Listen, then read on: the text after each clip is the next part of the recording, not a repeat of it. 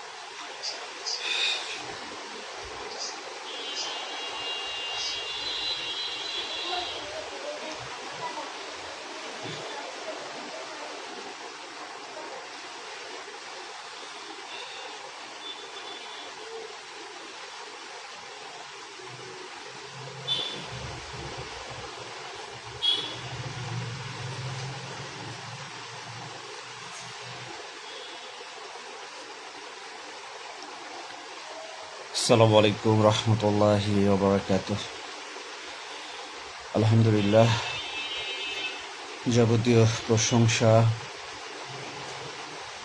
গুণগান একমাত্র মহান আল্লাহ সুবহানাহু ওয়া তাআলার জন্য।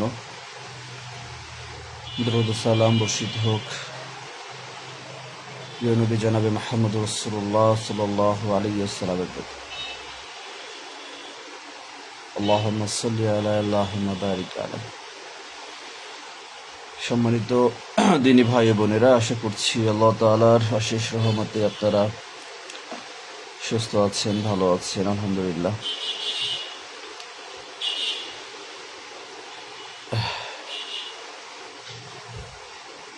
চব্বিশ রমাদান আমরা অতিবাহিত করছি আলহামদুলিল্লাহ।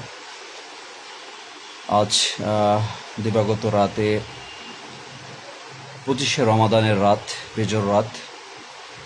আমরা যেন অবশ্যই এই রাতেও যেন আমরা রাতটাকেও যেন লাইলাতুল কদরের রাত মনে করে আশা করে খোঁজার আশা করে আমরা যেন পরিপূর্ণ ইবাদত করি। লাইভের সর্বপ্রথম আপনাদের সকলের নিকট আহ্বান করছি। আলহামদুলিল্লাহ, আজ গুরুত্বপূর্ণ বিষয় নিয়ে আলোচনা করব, যে আলোচনা একজন মানুষের জীবন পরিবর্তন করতে পারে, একজন মানুষকে সঠিক পথ দেখাতে পারে, একজন হিংসুক অহংকারী মানুষকে মানুষ করতে পারে। একজন মানুষ নানান গুনাহে পাপে লিপ্ত রয়েছে, হারাম উপার্জন, হারাম কাজ, হারাম জীবন অতিবাহিত করছে, সে মানুষকে সঠিক পথে ফেরাতে পারে। আজকের আলোচনা, আজ আলোচনা করব জীবন এবং মরণের বিষয় নিয়ে। আল্লাহ সুবহানাহু ওয়া তাআলা কোরআনুল কারীমে সূরা মুলকের 2 নম্বর আয়াতে বলেছে, আল্লাযী খালাকাল মাউতা ওয়াল হায়াতা লিয়াবলুয়াকুম আইয়ুকুম আহসানু আমালা ওয়া হুয়াল আজিজুল গফুর। আমি জীবন এবং মরণ সৃষ্টি করেছি তোমাদের পরীক্ষা করার জন্য, কে তোমাদের ভিতরে কর্মে উত্তম।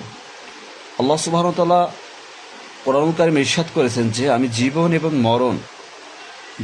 এবং মরণ সৃষ্টি করেছি শুধুমাত্র তোমাদের পরীক্ষা করার জন্য, যে তোমাদের মধ্যে কে কর্মে উত্তম। এই পৃথিবীতে জীবন, যখন মানুষের জন্ম হয় মানুষ কিন্তু আনন্দিত হয়।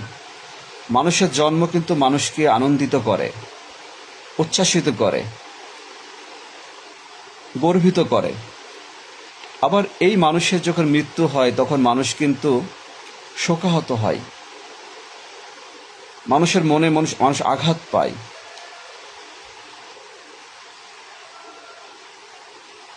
মানুষের জন্ম যখন মানুষ পৃথিবীতে এসেছে, জন্ম যখন হয়েছে, তার মৃত্যু হবে। কুল্লু নাফসিন যায়িকাতুল মাউত। আল্লাহ সুবহানাহু ওয়া তাআলা জানিয়েছেন প্রত্যেকটা নিঃশ্বাসকে, প্রাণীকে মৃত্যুর স্বাদ গ্রহণ করতে হবে। এই পৃথিবীর জমিনে আমরা দেখছি মানুষ জন্মগ্রহণ করছে। কিভাবে করছে? যখন মায়ের পেটে সে যখন গর্ভ অবস্থা আছে তখন সে 9 মাস, 7 মাস, 8 মাস, 9 মাস, 10 মাস পরে সে পৃথিবীর জমিনে আসবে, যদি তার হায়াত থাকে। তার মানে জন্মের খবরটা মানুষ বলতে পারে, মানুষের জন্মের সংবাদ মানুষ অনুভব করতে পারে, ধারণা করতে পারে, কিন্তু মৃত্যুর খবর, মৃত্যুর সংবাদ মানুষ কিন্তু জানে না। যে সে কখন মারা যাবে, কোথায় মারা যাবে, কোন অবস্থায় মারা যাবে, কি কারণে মারা যাবে। আল্লাহ সুবহানাহু ওয়া তাআলা এটা আমাদের কাছ থেকে গোপন রেখেছেন, গায়েবের খবর। যদি আমরা জানতাম যে আমাদের মৃত্যু কবে, কোথায় হবে, কখন হবে, তাহলে আমরা কি করতাম? এই পৃথিবীর এই সংক্ষিপ্ত জীবনে আমরা আল্লাহ তাআলার ইবাদত করা, কর্ম করা, আমরা এই কাজগুলো করা থেকে বিরত থাকতাম। সংসার জীবন, আমাদের যে দায়িত্বগুলো রয়েছে সারা সমাজে, পৃথিবীর জমিনে, সেটা আমরা পালন করতে পারতাম না। আমরা আতঙ্কিত থাকতাম, ভয় পেতাম। এই জন্য আল্লাহ সুবহানাহু ওয়া তাআলা মৃত্যু আমাদের কখন হবে, কোথায় হবে, কবে হবে, কোন অবস্থানে হবে, কোন তারিখ হবে, কোন সময় হবে, এটা আল্লাহ তাআলা আমাদেরকে জানাননি, জানার কোনো সুযোগ দেননি। এই পৃথিবীতে জন্ম হয়েছে আমাদের প্রত্যেকটা মানুষ যারা নিঃশ্বাস নিচ্ছি। আল্লাহ সুবহানাহু ওয়া তাআলা জানিয়েছেন কোরআনুল কারীমে যে আমরা পৃথিবীতে আমাদেরকে পাঠানো হয়েছে, আবার একদিন তারই কাছে ফিরে যেতে হবে। এটা নিশ্চয় আমরা সকলে অবগত আছি যে আমরা মহান আল্লাহ সুবহানাহু ওয়া তাআলার নিকট আবার ফিরে যাব। এটা সংক্ষিপ্ত একটা জীবন, ক্ষণিকের একটা জীবন, এটা ক্ষণিকের সংসার। আল্লাহ তাআলা আমাদেরকে রিজিক দিয়েছেন, যৌবন দিয়েছেন, সম্পদ দিয়েছেন, সুস্থতা দিয়েছেন, খাবার খাওয়ার রুচি দিয়েছেন, হজম। সারা চিন্তা করলে যে আমরা এই সংক্ষিপ্ত জীবন আল্লাহ তাআলার কাছে কি পেয়েছি, অজস্র অসংখ্য নিয়ামত পেয়েছি, আলহামদুলিল্লাহ। আমরা মানুষের মৃত্যু দেখছি, মানুষ মারা যাচ্ছে, প্রতিনিয়ত মানুষ মারা যাচ্ছে। রিসেন্টলি একটা ঘটনা দেখেছেন যে একই পরিবারের প্রায় 10 জন সদস্য, প্রায় 12-13 জন মানুষ বাগেরহাটের রামপাল সেই অ্যাক্সিডেন্ট করে প্রায় 13 জন ব্যক্তি মারা গিয়েছেন। একই পরিবারে নববিবাহিত স্বামী স্ত্রী যারা বিবাহ সম্পন্ন করে ফিরে আসছিলেন, যাদের বাসর বা যাদের রাতের কোনো রাত জীবনে স্বামী স্ত্রী অতিবাহিত করার সুযোগ হয়নি, তবুও পৃথিবীতে তারা থাকতে পারেনি। এই দৃশ্যটা দেখে সারা বাংলাদেশের অজস্র মানুষ আপনারা শোকাহত হয়েছেন। হৃদয়স্পর্শকাতর ঘটনা, এটা মর্মাহত বিষয়, মানুষকে আঘাত করছে, কষ্ট দিয়েছে, হৃদয় বিদারক ঘটনা। নিশ্চয়ই এই মানুষের মৃত্যু হবে, এটা তার মানুষ সৃষ্টির 50,000 বছর আগে আল্লাহ তাআলা নির্ধারণ করেছেন। একজন মানুষ পৃথিবীতে এসেছে, সে কতদিন পৃথিবীতে থাকবে, এটা আমাদের জন্য পরীক্ষা। আল্লাহ তাআলা জীবন ও মরণ সৃষ্টি করেছেন পরীক্ষা করার জন্য। একজন দম্পতি, স্বামী স্ত্রীর সন্তান হয় না, দীর্ঘ বছর সন্তান হয় না, অনেক চেষ্টা করছে, সন্তান হয় না। 10 বছর, 12 বছর, 15 বছর পরে এক সন্তান পৃথিবীতে, পুত্র সন্তান ভূমিষ্ঠ হয়েছে। সন্তানের বয়স একদিন। এত বছর পর যখন সন্তান এসেছে, তখন তারা কতটা আনন্দিত, কতটা উচ্ছ্বাসিত। ওই সন্তানের একদিন বয়স, দ্বিতীয় দিন সন্তান মারা গিয়েছে, নবজাতক। চিন্তা করে দেখেন, এখন ওই সন্তান যখন মারা গিয়েছে, তখন সেই পিতামাতা, স্বামী স্ত্রী দম্পতির কি অবস্থা। এটা একটা পরীক্ষা। আল্লাহ তাআলা প্রিয় জিনিসটা দিয়ে আবার নিয়ে পরীক্ষা করেন। আল্লাহ তাআলা দেখতে চান বান্দা কি, আমি কি বান্দার কাছে অধিক বেশি প্রিয়, নাকি বান্দার কাছে আবার আমার সৃষ্টি মাখলুকাত বেশি প্রিয়। বান্দা যখন বলে রহমাই মহান রব, আপনিই তো সব থেকে বেশি প্রিয়, আলহামদুলিল্লাহ। মৃত্যু হয়েছে, আলহামদুলিল্লাহ, আপনার কাছে ফিরে যেতে হবে। ইন্না লিল্লাহি ওয়া ইন্না ইলাইহি রাজিউন। এখানে আল্লাহ তাআলা আমাদেরকে ফিরে যেতে হবে তার কাছে। তিনি পৃথিবীতে সন্তান দিয়েছে এত বছর পর, এটা পরীক্ষা। তিনি আনন্দিত করেছেন, আবার কষ্ট দিয়ে পরীক্ষা করছেন, আমাদের ইমানের পরীক্ষা করছে। এরকম অজস্র ঘটনা পৃথিবীতে অহরহ ঘটছে। অনেক সম্পদ দেখবেন যে নবজাতক মারা যাচ্ছে, প্রিয় সন্তানটা পেটে থাকতে কিন্তু এতটা মায়া থাকে না। যার চেহারা, যার সৌন্দর্যতা পৃথিবীতে কেউ দেখেনি, তার প্রতি এতটা মায়া থাকে না। যখন সে পৃথিবীতে আসে, তখন একটু একটু করে যখন আর একটু সন্তান যখন কথা বলা শেখে, যখন তার চোখের চাউনি, যখন তার হাত পাও নড়াচড়া, তখন কিন্তু একটা ভালোবাসা, পিতামাতার একটা আনন্দ, একটা মহব্বত সৃষ্টি হয় তার প্রতি। সেই সন্তান একটু একটু করে যখন বড় হয়, 1 বছর, 2 বছর, 4 বছর, 5 বছর, কতটা আদরের হয়। ওই সন্তান যখন আবার পানিতে পড়ে মারা যাচ্ছে, পানিতে ডুবে মারা যাচ্ছে, অনেক ঘটনায় মারা যাচ্ছে। দেখেন আপনারা যে তার হায়াত অতটুকুই ছিল, অতদিনই ছিল। আল্লাহ তাআলা তার সৃষ্টির, মানুষ সৃষ্টির 50,000 বছর আগে এই ভাগ্য, এই জন্ম মৃত্যু সব কিছুই তার তাকদীর নির্ধারণ করে রেখেছেন। সুবহানাল্লাহ। তার মানে তাকে চলে যেতে হবে, এটা আমাকে মেনে নিতে হবে। আলহামদুলিল্লাহ, মেনে নিতেই হবে, নাহলে ইমান থাকবে না। অনেকে দেখা যায় যে অনেকেই দেখি যে অনেক সব কমেন্ট করে যে তার এই মৃত্যু মেনে নিতে পারছে না, এটা অকাল মৃত্যু। অকাল মৃত্যু বলে কিছুই নেই, সব কিছু নিয়ম মতোই হচ্ছে। সময় যেভাবে নিয়মের স্রোতে এগিয়ে যাচ্ছে, নদীর স্রোত যেরকম জোয়ার ভাটা হচ্ছে, সময় থেমে থাকছে না। আমাদের বয়স দিন দিন কমে যাচ্ছে, জীবনের সময়টুকু। এই ক্ষণস্থায়ী জীবন আমরা পেয়েছি, আল্লাহ তাআলা আমাদেরকে দিয়েছেন তার ইবাদত করার জন্য। আল্লাহ যে খলাকাল মাউত ওয়াল হায়াতা লিয়াবলুকুম আইয়ুকুম আহসানু আমালা ওয়াহুয়াল আজিজুল গফুর, জীবন বড় সৃষ্টি করেছে তোমাদের পরীক্ষা করার জন্য। আল্লাহ তাআলা আমাদেরকে জানিয়ে দিয়েছেন, আমাদের অজানা কিছুই নেই। আল্লাহ তাআলা আমাদেরকে জানিয়ে দিয়েছেন, কোনো কিছু অজানা নেই, যে আমাদের এই জীবন, এই মরণ, এই সংসার, এই পৃথিবী, এই জীবন সব কিছু কেন আমরা পেয়েছি, কেন ইবাদত করার প্রয়োজন, কেন সিয়াম রাখছি রমাদান মাসে, কেন নামাজ পড়ছি, কেন হজ, কেন জাকাত, কেন সদকা করছি, কেন করছি দুনিয়ার সংক্ষিপ্ত জীবনে, কেন পৃথিবীতে কষ্ট পেয়ে মেনে নিচ্ছে, কেন মানুষ ঠকাচ্ছে, হক নষ্ট করছে, জুলুম অত্যাচার করছে, মানুষ আঘাত করছে, লাঞ্ছিত করছে, অপমানিত করছে, তবুও মেনে নিতে হচ্ছে। হিসাব, কারণ আমাকে আবার ফিরে যেতে হবে শেষ বিচারের দিনে, কিয়ামতের মাঠ। সেদিন আল্লাহ তাআলা এই ক্ষণস্থায়ী জীবনে যে হায়াত আমরা পেয়েছিলাম, আমাদের ইবাদত ফরজ হয়েছিল, আমরা কতটুকু তার দায়িত্ব পালন করেছিলাম, তাকে সন্তুষ্ট করার জন্য জীবনটা কতটা অতিবাহিত করেছিলাম। যে কর্ম আমরা করছি, আমি চাকরি করছি, আপনি চাকরি করছেন বা ব্যবসা করছেন, আপনি বেকার রয়েছেন, আপনি অভাবে রয়েছেন, আমি অভাবে রয়েছি, নানান কিছু, আপনার নিঃসন্তান, সন্তান নেই, আপনার অনেক সন্তান হয়েছে, আপনাকে শুধু কন্যা সন্তান আল্লাহ দিয়েছে, শুধু পুত্র সন্তান আল্লাহ দিয়েছে, আল্লাহ আপনাকে পঙ্গু করেছে, আল্লাহ আপনাকে অন্ধ করেছে, আপনার সন্তান বিকলাঙ্গ হয়েছে, যেটা বলে প্রতিবন্ধী সন্তান আপনার আপনার আপনার সন্তান হয়েছে, আপনার পিতা মারা গিয়েছে, মাতা মারা গিয়েছে, আপনি এতিম, ইত্যাদি নানান কিছু, আপনি অভাবে রয়েছেন, অনটনে রয়েছেন, বিপদ আপদের মাঝে বারবার নিমজ্জিত হচ্ছেন, সমাজের মানুষ আপনাকে মূল্যায়ন করছে না, আপনি কষ্টে আছেন। সব কিছু মানুষের দুনিয়ার জীবন সেদিন আল্লাহ তাআলার কাছে, আল্লাহ মানুষ যখন উপস্থিত হবে হাসরের ময়দানে, তার সমস্ত কর্মের জীবন হিসাব হবে।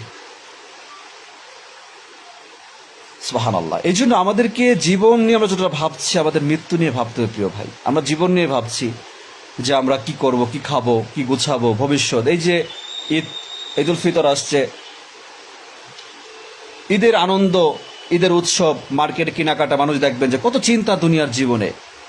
তার টাকা আছে, তাকে ভালো খেতে হবে, ভালো শপিং করতে হবে, গরুর মাংস গোস্ত কিনতে হবে, হ্যাঁ ভালো খাবার খেতে হবে, চাইনিজ খেতে হবে, ইত্যাদি নানান কিছু ভাবছে।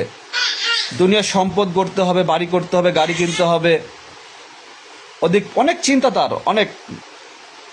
কিন্তু আল্লাহর ইবাদত করতে হবে, এই চিন্তার অজস্র মানুষের নেই। আজান হচ্ছে, মসজিদে আহ্বান করছে, হাইয়া আলাস সালাহ, হাইয়া আলাল ফালাহ। আজানের শব্দ তার কানে যাচ্ছে, কিন্তু সে অন্ধ হয়ে গিয়ে, মানে সে কি হয়ে বধির হয়ে গিয়ে শুনতে পাচ্ছে না, অন্তর অনুভব করছে না। তার কাছে পৃথিবীর জীবনটা মনে হচ্ছে শুধু খাবারের জন্য এসেছি, খেতে এসেছি, পড়তে এসেছি, যেমন খুশি তেমন সাজতে এসেছি, ক্ষমতা দাপট দেখাতে এসেছি, ভালো ভালো খাবো, ভালো ভালো পড়বো, সম্পদ গড়বো, সম্পদে প্রতিযোগিতা করবো। এভাবে মানুষ ক্ষতিগ্রস্ত হচ্ছে। মানুষ একটু একটু করে ইমানের সাথে আমলের সহিত জান্নাতের পথে এগোচ্ছে, আবার একই মানুষ একটু একটু করে জাহান্নামের পথে এগিয়ে যাচ্ছে, অগ্রসর হচ্ছে। সে জানে না, সে অনুভব করে না। আল্লাহ তাআলা বলেছে, আমি অজস্র মানুষ এবং জিন সৃষ্টি করেছি জাহান্নামে প্রতিহত করার জন্য। আল্লাহ তাআলা কুরআনুল কারিমে জানিয়েছেন যে আমি অজস্র জিন এবং মানুষ সৃষ্টি করেছি তাদেরকে জাহান্নামে নিক্ষেপ করবো এই জন্য। নাউযুবিল্লাহ মিন যালিক। চিন্তা করে দেখেন যে আমরা মানুষ যতটা উৎকৃষ্ট, ততটা নিকৃষ্ট। আমাদেরকে আল্লাহ তাআলা ভালোবাসেন, আবার আল্লাহ তাআলা আমাদের কর্মকে ঘৃণা করেন। তবু আল্লাহ সুবহানাহু ওয়া তাআলা আমাদেরকে বাস্তবতা দেখে শিক্ষা দিচ্ছেন। অ্যাক্সিডেন্ট, দুর্ঘটনা, মৃত্যু, অপরের মৃত্যু দেখে তুমি শিক্ষা নাও, তোমাকেও যেতে হবে। তোমার নিজের মৃত্যুর জন্য প্রস্তুতি গ্রহণ করো। রমাদান মাস এসেছে, চলে যাচ্ছে, আবার রমাদান চলে যাবে, আবার নিজের জীবনটা যেমন ছিল তেমনভাবে পরিবর্তনের কোনো আলামত নেই আপনার ভিতরে। কারণ কি? কারণ আপনার নিয়ত, আপনার চিন্তা, আপনার মৃত্যু নিয়ে কোনো চিন্তা নেই। মৃত্যু খেলে অপরের চিন্তা করছে, দুঃখ প্রকাশ করছে, অপরে জানাজা যাচ্ছেন, কিন্তু নিজের মৃত্যু কখন হবে, কোন অবস্থানে হবে, কতদিন পৃথিবীর জমিনে আমরা আছি, কতটা সময়, কতটা মুহূর্তে আছি, কতটা সুযোগ পাবো আল্লাহ সুবহানাহু ওয়া তাআলা ইবাদত করার, সে চিন্তা আমরা করছি না প্রিয় ভাই। যদি আমরা করতাম, আজ একে অপরকে ঘৃণা করা, গীবত করা, চগলখড়ি করা, সমালোচনা করা, গালিগালাজ করে আঘাত করা, হিংসা, অহংকার, বিদ্বেষ ইত্যাদি নানান কিছু আমরা করে যাচ্ছি পৃথিবীর জীবনে। দূর থেকে মনে করছি যে আমি ওকে বেশি গালি দিব, আমি জয়ী হয়ে যাব। আমি ওকে বেঈমানদার ভাববো, ওকে আমি কাফের বলবো, আমি জয়ী হয়ে যাব। ওকে আমি কষ্ট দিব, অপমান করব, ওর থেকে ভালো পোশাক পরবো, ভালো খাবো, ওর থেকে দামি বাড়ি, অধিক টাকাতে দামি কোটি কোটি টাকাতে বাড়ি করবো, দামি গাড়িতে চড়বো, আমি বড় হতে পারবো। ওর থেকে দামি পোশাক পরবো ব্র্যান্ডের, তাহলে আমি বড় হতে পারবো। ওর থেকে দামি ফোন ব্যবহার করব। ওকে দেখাতে হবে, গ্রামে দেখবেন মানুষগুলো সুদ খেয়ে, সুদের ব্যবসা করে বাড়ি গাড়ি করছে। অজস্র মানুষ সুদের ব্যবসা, মদের ব্যবসা, সুদের ব্যবসা, এটাও ব্যবসা, ওইটাও ব্যবসা, আবার দুধের ব্যবসা, সবই ব্যবসা। কিন্তু হারাম ব্যবসায় মানুষ সম্পৃক্ত হয়ে হারামের ভিতরে মানুষ সুখ খুঁজে নিয়েছে, সফলতা খুঁজে পেয়েছে। সে মনে করছে তাই তো, এটা খুব ভালো ব্যবসা, টাকা আছে, মানুষ নিয়ে যাচ্ছে, আবার লাভ দিচ্ছে, কত সুন্দর, আমি তো কারো শত্রু হচ্ছি না, মানুষ উপকৃত হচ্ছে। কিন্তু সুদের বিষয়ে কত নিকৃষ্ট কথা আল্লাহ সুবহানাহু ওয়া তাআলা কোরআনুল কারিমে জানিয়েছেন। মানুষ জেনেও সে মানছে না, কতটা নিকৃষ্ট। নিজের মায়ের সাথে জিনা করার কথা বলা হয়েছে, তবুও সে এটা থেকে দূরে সরে যাচ্ছে না। হারাম উপার্জন করলে ইবাদত কবুল হবে না, তবুও সে হারাম উপার্জনও করছে, নামাজও পড়ছে, সিয়ামও রাখছে। সে মনে করছে যে এটা কোনো সমস্যা নেই, তো তার কোনো ইবাদতই কবুল হবে না। তার নিশা যে আমি তো অবৈধ উপার্জন না করলে আমি তো গাড়ি বাড়ির মালিক হতে পারবো না, আমি তো অবৈধ উপার্জন না করলে আমার কাঙ্ক্ষিত লক্ষ্যে পৌঁছাতে পারবো না, আমি যদি অবৈধ উপার্জন না করি আমার স্ত্রীকে খুশি করতে পারবো না, আমি অবৈধ উপার্জন না করে ছেলে মেয়ের চাহিদা পূরণ করতে পারবো না। এই সমাজে আমাকে ভালো করে বাঁচতে হলে, ভালো খেতে হলে, পড়তে হলে, অধিক সম্পদের মালিক হতে হলে আমাকে অবশ্যই এই অবৈধ পথেই আমাকে চলতে হবে, অবৈধ পথ অবলম্বন করতে হবে। আস্তাগফিরুল্লাহ। অজস্র মানুষ এই দুনিয়ার ক্ষণস্থায়ী জীবনে লোভ লালসে আসক্ত হয়ে তার আখিরাতকে ধ্বংস করে দিয়েছে। সে দেখছে আমি তো সুন্দর, চেহারা সুন্দর, দেখছে আমি তো ভালোই, আমি তো নামাজও পড়ছি, আমি তো মুসলমান। কিন্তু আল্লাহ সুবহানাহু ওয়া তাআলা জানিয়ে দিয়েছেন, যেখানে রমাদান মাসে যে মিথ্যা কথা বলবে, ঝগড়া করবে, আল্লাহ সুবহানাহু ওয়া তাআলা তোমাদের খাবার আমার কাছে গ্রহণযোগ্য না, তোমাদের পানাহার তোমরা করছো না, এটা আমার কাছে প্রিয় না। যে রমাদান মাসে সারাদিন আপনি সিয়াম পালন করছেন, আপনি মিথ্যা কথা বলছেন, ঝগড়া বিবাদে লিপ্ত আছেন, আপনি যে না খেয়ে আছেন, এটা আল্লাহর কাছে গ্রহণযোগ্য না। তো চিন্তা করে দেখেন, আমরা তো কত সহজে বলে রাসূল সিয়াম থেকে রাইয়ান নামে দরজা দিয়ে আমরা প্রবেশ করতে পারবো। তা আপনার যদি ইবাদত যদি আল্লাহর কাছে কবুল না হয়, তা আপনি কোন দরজা প্রবেশ করবেন? জাহান্নামে দরজা ছাড়া আর আছে? নেই। মৃত্যু কত হৃদয় বিদারক দৃশ্য প্রতিনিয়ত দেখছি সামাজিক যোগাযোগ মাধ্যমে। জীবন যাদের পরিবর্তন হয়েছে, আজ আমাকে দেখেন, এই মৃত্যুর চিন্তায় আল্লাহর পথে ফিরে এসেছি একটু একটু করে। কি আমল করছি, কি কতটুকু ঈমান আছে, এটা আল্লাহ তাআলার হাতে। এটা আপনার কাছে আপনার মানে মার্ক করার কোনো কিছু নেই, আপনার বিবেচনা করার কিছু নেই। ঈমান আমল আল্লাহ সুবহানাহু ওয়া তাআলা তিনি অন্তরে খবর জানেন, সব কিছু তিনি দেখেন, সব কিছু তিনি বোঝেন। মানুষ কখনো জান্নাত জাহান্নাম নির্ধারণ করতে পারবে না, আল্লাহ তাআলা অনুগ্রহ ছাড়া কেউ জান্নাতে যেতে পারবে না, এটা আমরা সকলেই জানি নিশ্চয়ই।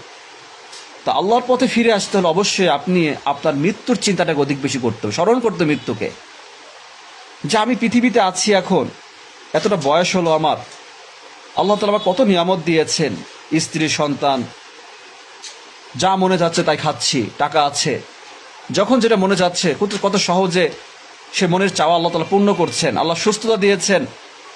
কিন্তু আমি আল্লাহ তাআলার ঘরে আল্লাহর ডাকে ফিরে যেতে পারছি না কেন? পৃথিবীতে সব কিছু তার জন্য সহজ, প্রতিদিন সে এরোপ্লেনে, বিমানে করে সে সিঙ্গাপুরে, আমেরিকা চলে যেতে পারে খুব সহজে, টাকা আছে, তার ভিসা কার্ড রেডি আছে, যেখানে সারা পৃথিবীর যে কোনো দেশে ভ্রমণ করতে পারে, এক কাপ চা খাওয়ার জন্য সেই অস্ট্রেলিয়া যেতে পারে, কানাডা যেতে পারে, তার মনে ইচ্ছা হয়েছে সারা পৃথিবী ভ্রমণ করবে। এত সহজ মানুষের কাছে জীবন, কিন্তু ঘরের পাশে মসজিদ, সে আল্লাহর ঘরে যেতে পারে না। আবার ফেসবুকে সে এসে পোস্ট করে, ইমানদার সাজায়, মানুষকে দেখায় আমি তো ভালো মানুষ। অজস্র মানুষ আছে তার আখলাক, যার ইমান আমল ঠিক নেই, যার প্রোফাইলে যে দেখেন, ফেসবুকে তার চেহারার দিকে তাকায় দেখেন, তার জীবনযাপন দেখেন, কিন্তু সে নিজেকে ইমানদার দাবি করে।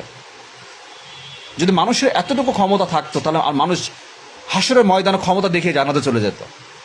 দুনিয়াতে মানুষ যেভাবে নিজেকে ভালো মানুষ হিসেবে প্রকাশ করে, বেনামাজি, বেঈমানদার, ভুল পথে আছে, নিজেকে সঠিক পথে নেই, এটা কখনো অনুভব করতে চায় না, দাবি করতে চায় না, বলতে চায় না, ভাই আসলে তো আমি তো পারছি না, আমার জন্য দোয়া করেন। কিন্তু দেখবেন যে সে আলেমের পিছনে ছুটছে, আলেমের গীবত করছে, তারা একজন একজন ব্যক্তি, যে নামাজি ব্যক্তি আর বেনামাজির ব্যক্তির দূরত্ব আসমান এবং জমিনের দূরত্বের মতো। সে মনে করছে তার জান্নাত খুব সহজ হবে তার জন্য।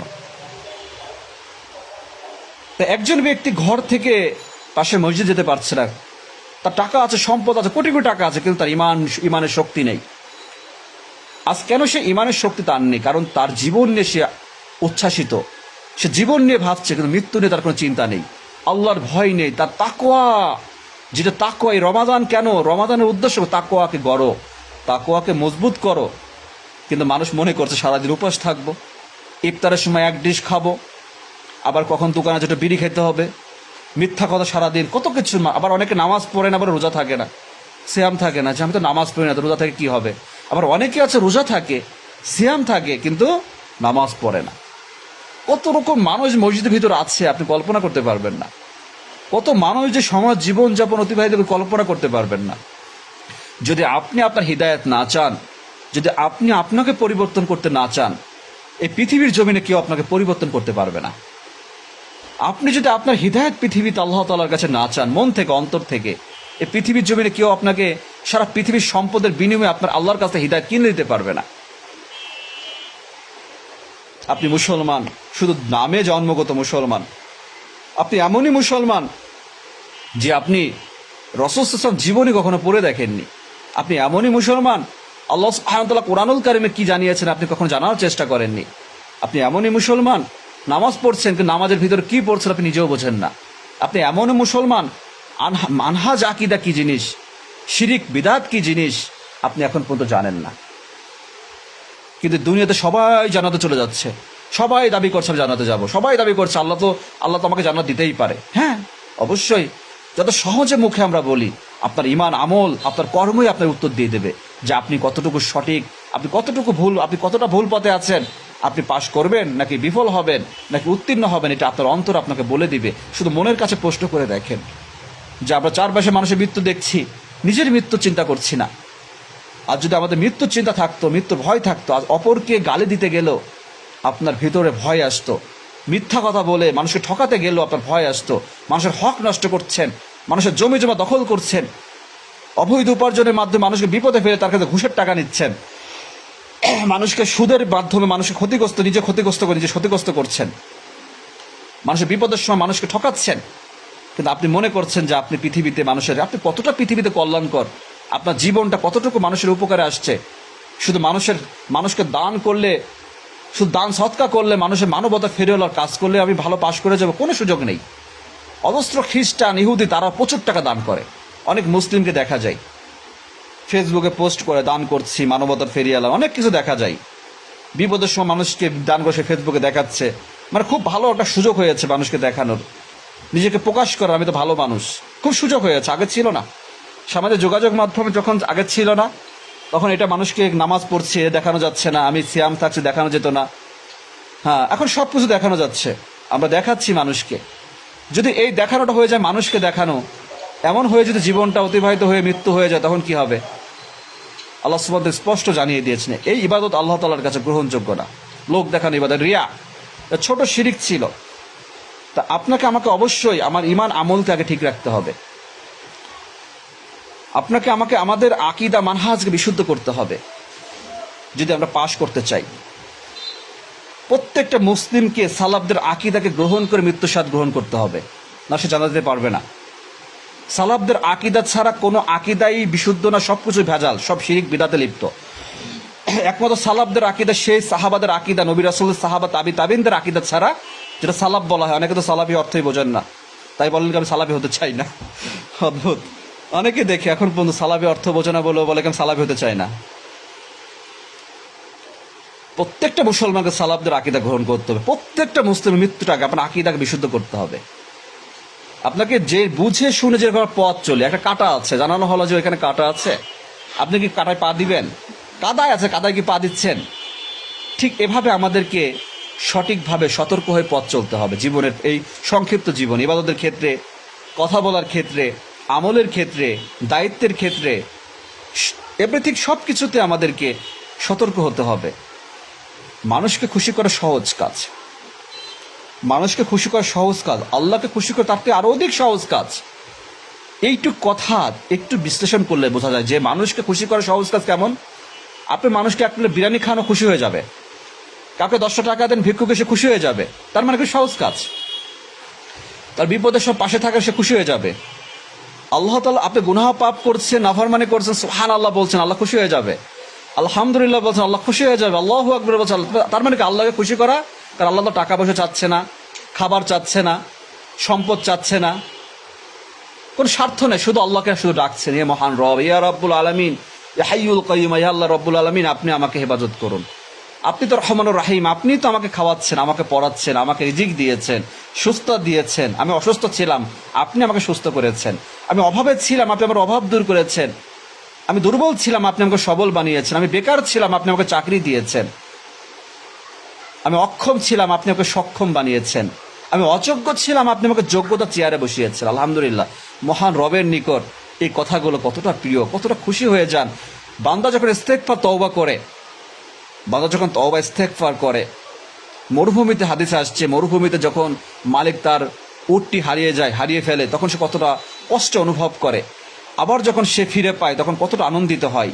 হারিয়ে যাওয়া সম্পদ ঠিক ঠিক তেমনই আল্লাহ তাআলা বান্দা যখন গুনাহ পাপে লিপ্ত হয়, সহস্র অজস্র পাপ গুনাহ লিপ্ত হয়, যখন সে তওবা ইস্তেগফার করে আল্লাহ তাআলার কাছে, তখন অধিক বেশি সে ভালো লাগে আল্লাহর কাছে বান্দার প্রতি সৃষ্টি হয়। সুবহানাল্লাহ। এই গত পরশুদিন আগে ঘটনা, আপনারা একটা ভিডিও অবশ্যই দেখেছিলেন, যে আমরা যখন রাতে ডিউটি করছিলাম, আমাদের গাড়ি ছিল হচ্ছে মাহিন্দ্র গাড়ি, পাবলিক গাড়ি। তো হঠাৎ করে দেখলাম একজন ব্যক্তি মোটরসাইকেল চলে যাচ্ছে, তার পকেট থেকে কিছু টাকা পড়ে গিয়েছে, বেশি নোট পড়ে গিয়েছে। তা নেমে দেখলাম যে 5,000 টাকা, 4,000 টাকা, 1,000 টাকার নোট, আর দুটো আছে 500 টাকার নোট। 5,000 একটা দায়িত্ব বোঝা।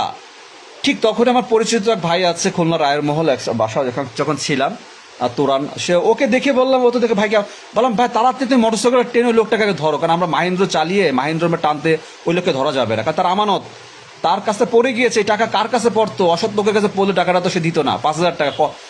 এরপরে আমাদের তো খুব বোঝা, খুব দায়িত্ব, কি করব। রাত তখন মনে হয় 11টা 11:30 বাজে। তো উনি অনেক দূর চলে গিয়েছে, দূর থেকে কোনো রকম ওনার গেঞ্জিটা মিন দেখেছি যে ওই লোক, আমরা দেখেছি ওনার কাছে পকেটে পড়ে গিয়েছে, ওনাকে ডাকছি বারবার, চিৎকার করে, উনি শুনতে পাচ্ছে না। তারপরে ও মোটরসাইকেল দিয়ে, তারপর ত্রিমুখী রাস্তা, কোন দিকে যাবো, বামের রাস্তা ঢুকে গেলাম। যাক, আলহামদুলিল্লাহ, আমাদের ধারণা মতো দেখলাম যে ওই মোটরসাইকেল যিনি যার টাকাটা পড়েছে উনি, এবং যে উপকার করে সব থেকে অবদান ছিল আমি মনে করি যে তোরান যারা মোটরসাইকেল ছিল, ওরা যদি না যেত, ওই লোকটা চলে যেত, উনি টাকার সন্ধান কিভাবে পেত? কারণ আমরা কোথায় পেয়েছি, কোন থানার পুলিশ, উনি তো এগুলো এত সন্ধান পাওয়া খুব কঠিন। তারপর উনি বললো যে, আমি জিজ্ঞেস করলাম, ভাই কত টাকা কি? উনি বললো যে সবাই তো 5,000 টাকা একজনকে পেতাম, উনি দিয়েছে। তা বললো একটু সতর্ক হয়ে চলতে হয়, টাকাটা পড়ে গিয়েছে, আমরা পেয়েছিলাম, এই যে টাকাটা ওনার কাছে বুঝিয়ে দিলাম।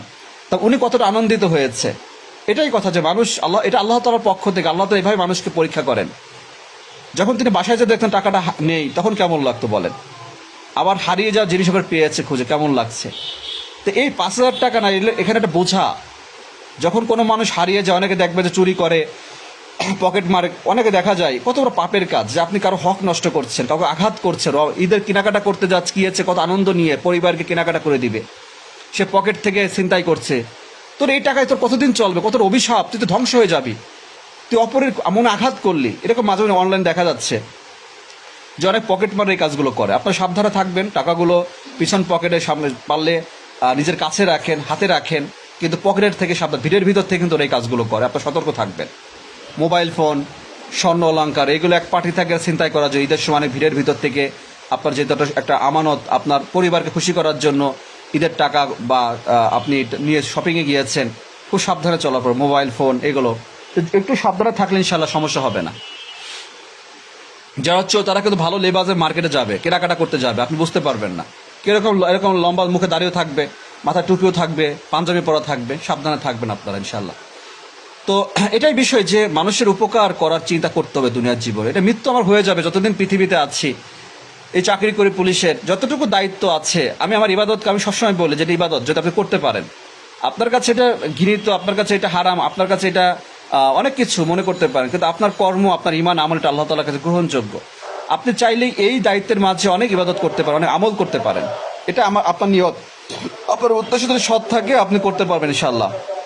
আপনি ইসলামের দাওয়াতের কাজ করতে পারবেন, আপনি মানুষের জানমালের দায়িত্বের পাশাপাশি ইসলামের মানুষের খেদমত করতে, বিপদ আপদে পড়লে মানুষ আপনাকে জানাচ্ছে, আপনি আল্লাহর পক্ষ হয়ে থেকে যতটা সম্ভব তাকে বিপদ থেকে হেফাজত করতে পারেন, আপনি উপকার করতে পারবেন। অনেক সুযোগ আছে, যে কোনো মানুষের সুযোগ আছে মানুষ উপকার করা। তো প্রিয় ভাই, আলোচনার শেষের দিকে এতটুকুই বলবো যে সবাই যে কথাগুলো বলেছে আপনারা সকলে অবগত আছে, সকলে জানেন, সকলেই বোঝে, সকলে জ্ঞানী মানুষ, কিন্তু চিন্তা করেন না, দুনিয়া লোভ লালস আসক্ত হয়ে গিয়েছে আমরা। ক্ষণস্থায়ী জীবন আমাদেরকে ধোকা দিচ্ছে, ইল্লা মাতাল গোটা পার্থিব ধোকাবাদির জায়গা আল্লাহ তাআলা জানিয়েছিল আলে ইমরানে।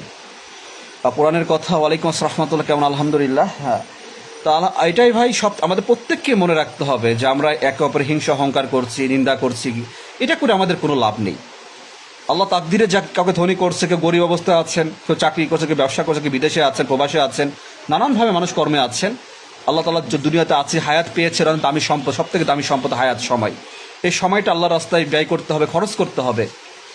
নিজের প্রস্তুত রাখতে মৃত্যুর জন্য। আবার যখন মৃত্যু হয়ে যেতে হবে, এই মৃত্যুর আগে যেন আমি মানুষকে অসন্তুষ্ট না করি, কাউকে আঘাত না করি, কারো হক নষ্ট না করি, হারাম উপার্জন, হারাম খাদ্য গ্রহণ না করি।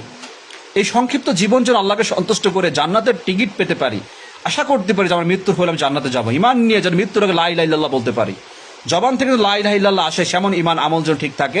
পুরো আমাদের এতটুকু ইমানকে মজবুত করতে হবে প্রিয় ভাই, তবেই আমরা সফল হবে ইনশাআল্লাহ। আমাদের মানহাজ আকীদা বিশুদ্ধ করতে হবে, প্রত্যেকে সালাফে আকীদা গ্রহণ করতে হবে, শিরিক বিদাত মুক্ত আমল করতে, শিরিক বিদাত মুক্ত যুক্ত আমল করে আপনি সারা জীবন আপনি যাই কিছু করেন না বিফল হয়ে যাবে। উপার্জন ক্ষেত্রে আপনাকে হালাল উপার্জন, সরিষা দানা পরিমাণ হারামকে স্পর্শ করা যাবে না। আপনি যতই লেবাস সুন্দর থাকুক, যতই দাড়ি টুপিল জুব্বা পরে চলাফেরা করেন না কেন, যদি আপনি হারামে লিপ্ত থাকেন, আপনার কোন ইবাদত আল্লাহ তাআলার কাছে গ্রহণযোগ্য হবে না। আল্লাহ সুবহানাহু ওয়া তাআলা আমাদের সঠিক পথ চলার তৌফিক দান করুক। সদাচরণ সব থেকে দামি, সবসময় আলোচনার মাঝে বলেছি যে সদাচরণ সব থেকে দামি। কিয়ামতের মাঠে মিজানের পাল্লায় সব থেকে অধিক বেশি ভারী হবে সদাচরণ। যা সদাচরণ সুন্দর, সে অবশ্যই তার সবকিছু সুন্দর হবে। আল্লাহ তাআলা আমাদের প্রত্যেককে সদাচরণ করার তৌফিক দান করুন। প্রত্যেকের সাথে একে অপরের সাথে আমাদের উত্তম আচরণ করার তৌফিক দান করুন। মানুষের হক যেন আমরা কোনোভাবেই ইবলিসের ধোঁকায় যেন আমাদের ইবলিসের ধোঁকায় নিমজ্জিত না হই। আল্লাহ তাআলার কাছে যেন আমরা আশ্রয় চাই। আল্লাহ তাআলা আমাদেরকে ঋণগ্রস্ত, অনেক অভাবগ্রস্ত আছি, 1 টাকা দান করার থেকে, লক্ষ টাকা দান করার থেকে 1 টাকা ঋণ পরিশোধ করা অধিক বেশি দামি, অধিক বেশি মূল্যবান, অধিক বেশি প্রয়োজন। আমরা যেন অবশ্যই চিন্তা করি যে কেউ ঋণ আছে কিনা, কেউ টাকা সম্পদ পাবে কিনা, আমাদের জীবনে বেঁচে থাকা অবস্থায় যেন আমরা ঋণ পরিশোধ করতে পারি। আল্লাহ তাআলা পিতামাতা যাদের বেঁচে আছে, পিতামাতার অবদ্ধ সন্তানের জন্য জান্নাত হারাম হয়ে যাবে। পিতামাতার প্রতি যত্নশীল হন। পিতামাতা যতই রাগান্বিত হোক, যতই আপনাকে ফাঁকি দিক ঠগাক, আপনি পিতামাতার প্রতি সদয় হন। কিয়ামতের মাঠ আল্লাহ তাআলা প্রত্যেকটা অপরাধে বিচার করবে। মানুষের হক যেন আমরা নষ্ট না করি, বান্দার হক যেন নষ্ট না করি। আল্লাহ তাআলা যে গুনাহ পাপ থেকে আমাদের বিরত থাকতে বলেছেন, আমরা যেন প্রত্যেকটা হারাম কাজ থেকে দূরে সরে থাকি। রাসূল সাল্লাল্লাহু আলাইহি ওয়াসাল্লামের প্রকৃত সুন্নাহ আদর্শকে জীবনে লালন করি, গ্রহণ করি। আল্লাহ তাআলার বিধানকে আমরা মেনে চলি। আল্লাহ তাআলা আমাদের এই জীবনে যা দিয়েছেন আমরা যেন সন্তুষ্ট থাকি। আলহামদুলিল্লাহ। সুবহানাকা আল্লাহুম্মা রাব্বানা বিহামদিকা আশহাদু আল্লা ইলাহা ইল্লা আনতা আস্তাগফিরুকা ওয়া আতুবু ইলাইক। আসসালামু আলাইকুম ওয়া রাহমাতুল্লাহি ওয়া বারাকাতুহু।